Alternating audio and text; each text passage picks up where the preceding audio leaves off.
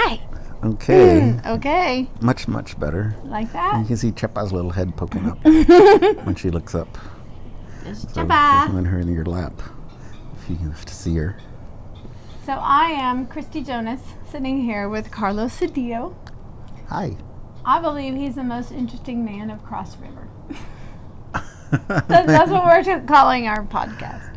The most interesting man of Cross River. In the time that I've known him, he's been talking about things that are happening in the world, and I just thought, I said, you know what, you really need to tell other people about this, because there's a lot going on, and he has a lot of excuse me, information. There. Backed up information. You know, he can back it up with facts and different things that are happening in the world. The backup is my intuition. That is very strong. Intuition. Powerful intuition.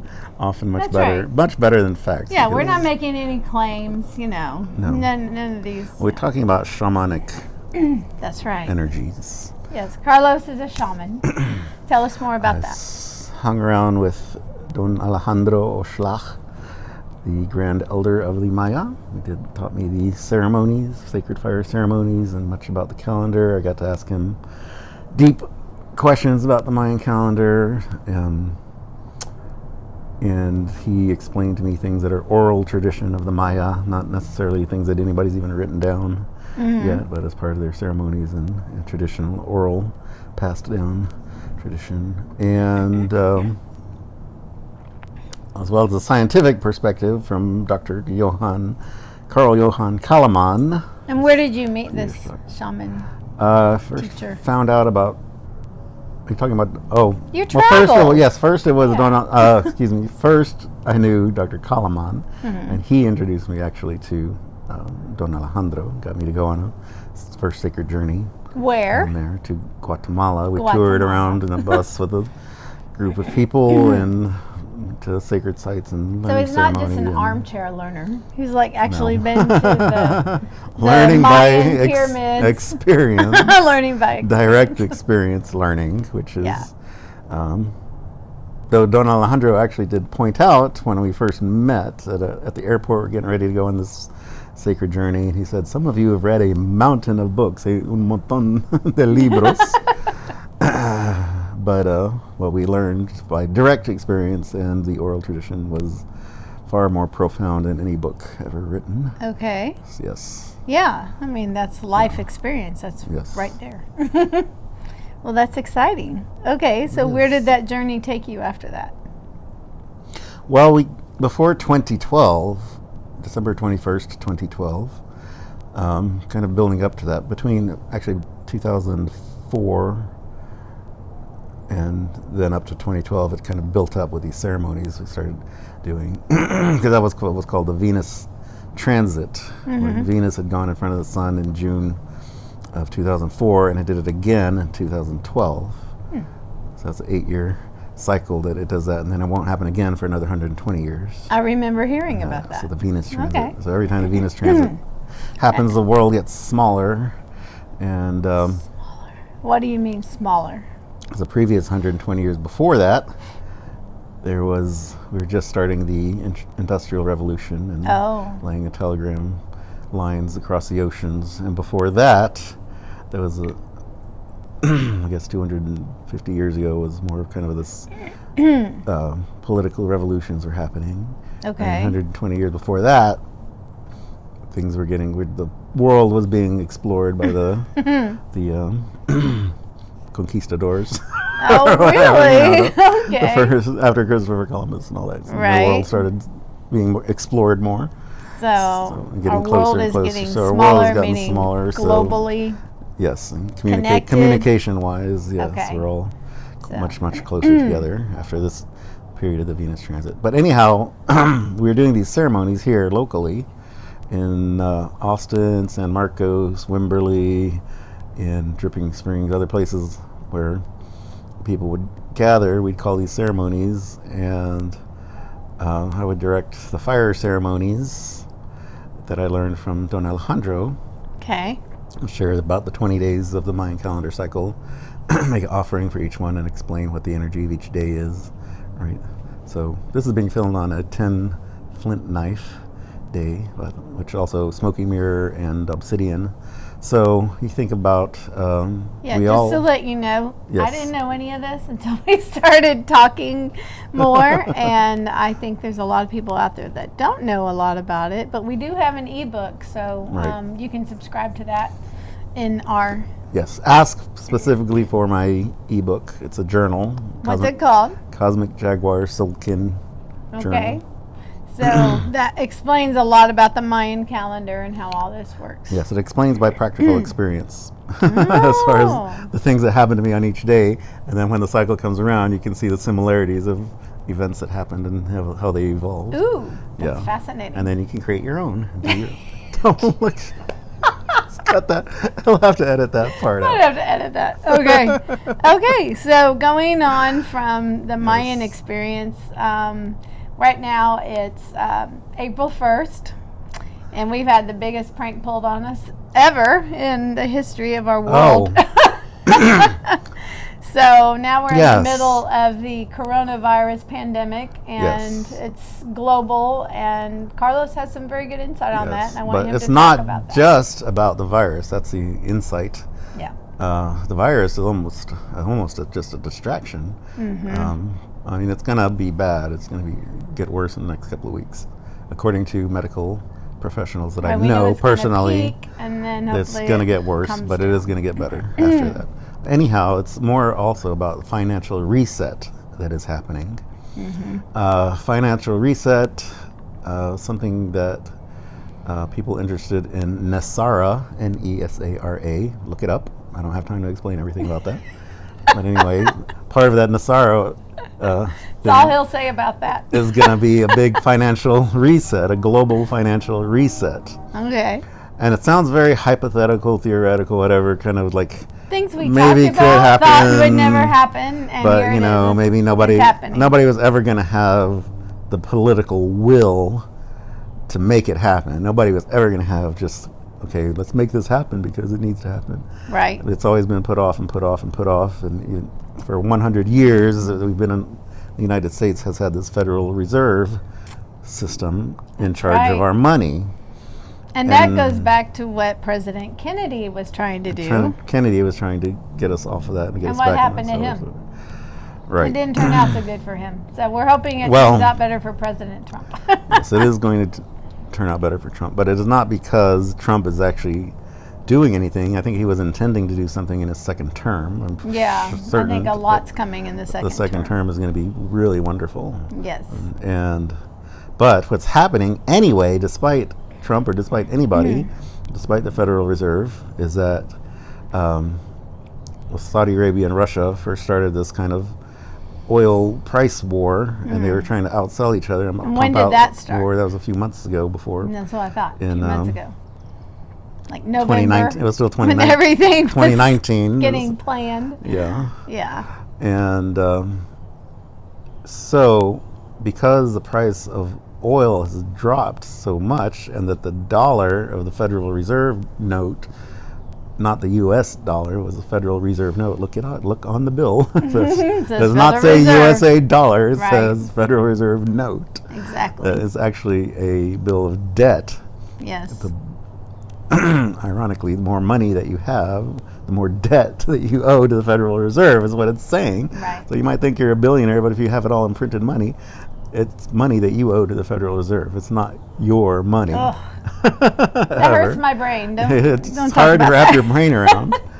But so if we go back to a gold standard, where the dollar bill has a real value that you can literally take to the bank and get a silver coin or gold. To the bank.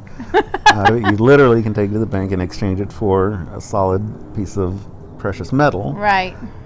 Now you're talking something that actually has a value, and if you hold it in your hand, it is your For 30 dollar, years I've been hearing about and it's not metals, a debt that anybody owes precious you. metals.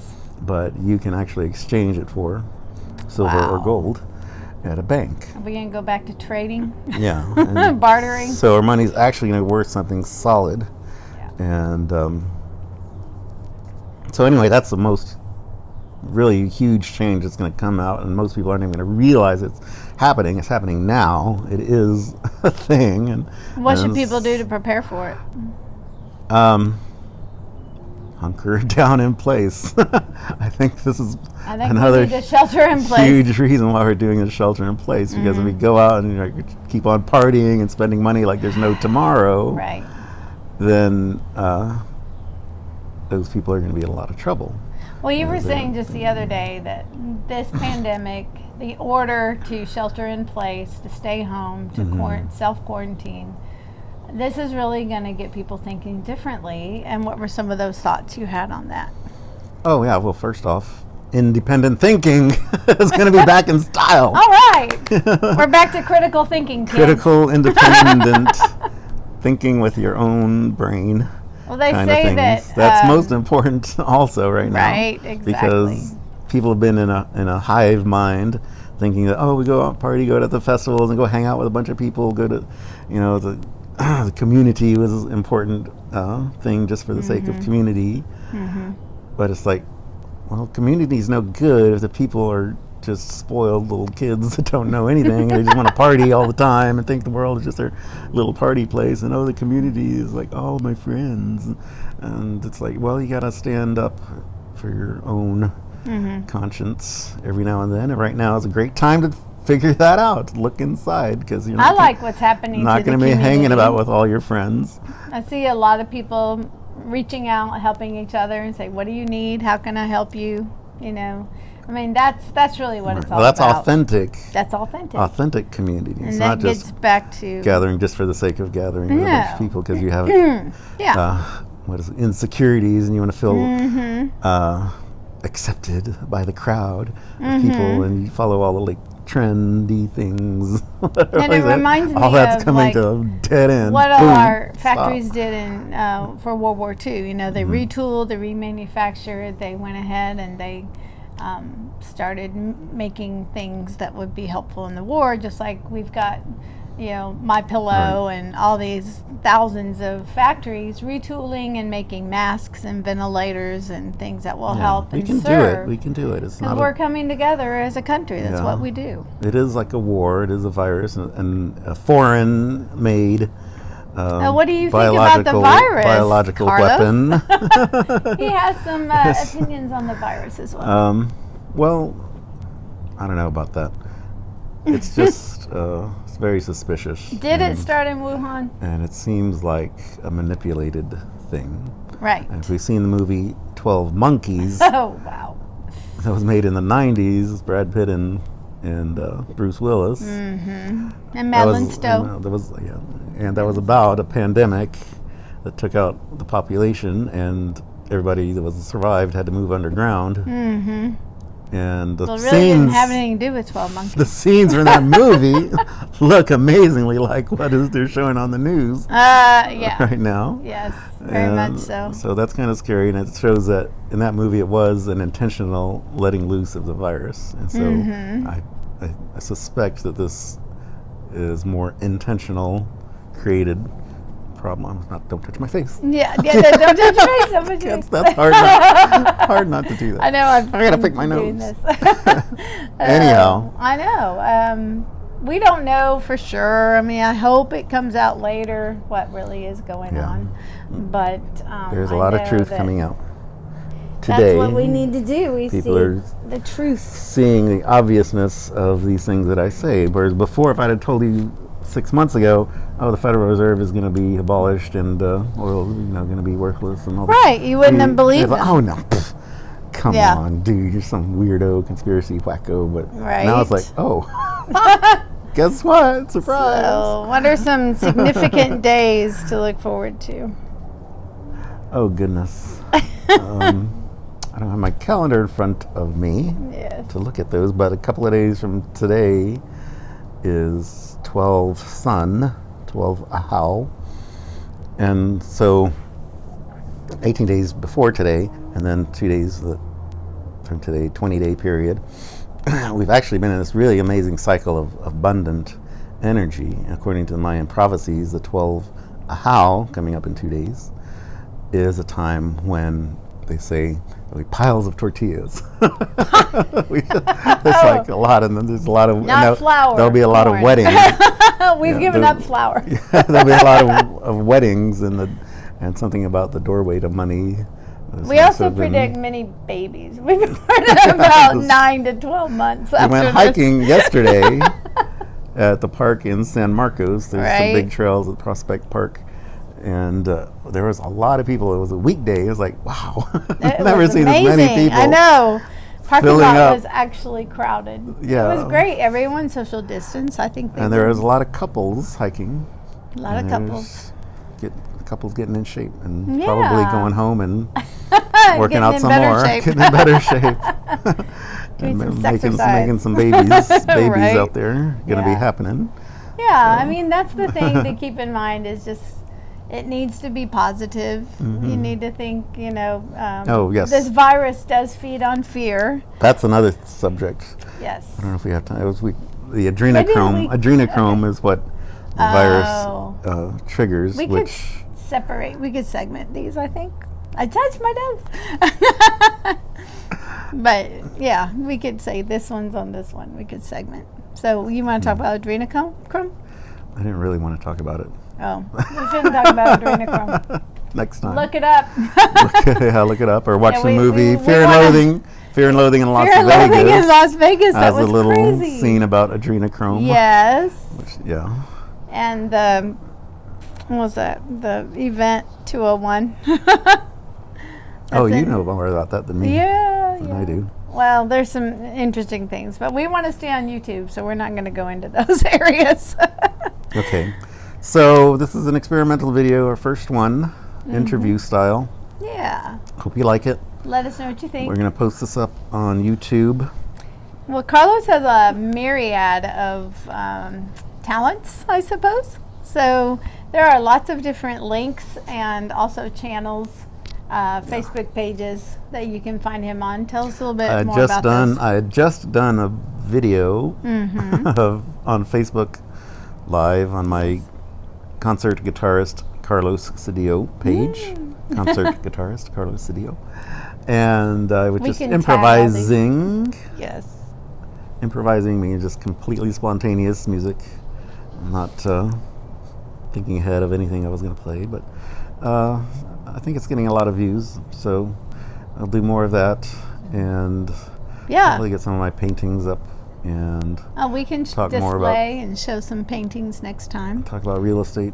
And then, also. of course, yes, we're both realtors. This is what realtors do during the pandemic. We make videos and run favor.